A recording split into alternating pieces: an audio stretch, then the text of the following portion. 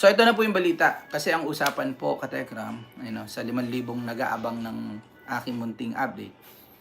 Ang alam po kasi, Katekram, is magkikita-kita po tayo kahapon. Kasi nga po, di pa po nung weekend po kasi yung Sabado, Linggo, wala hong barangay po nun.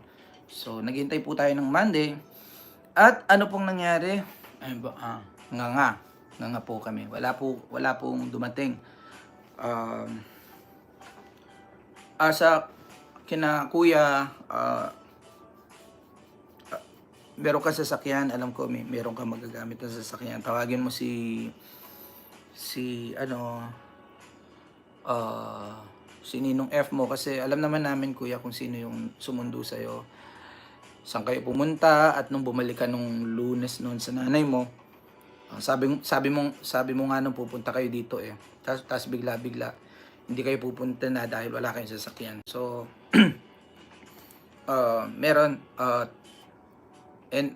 kung bukas magsabi lang po kayo para kuya magkaroon na ng official closure para tapos na, para okay na po. Kung magla-live man tayo, pag-usapan na lang po natin yung ibang mga bagay-bagay, no?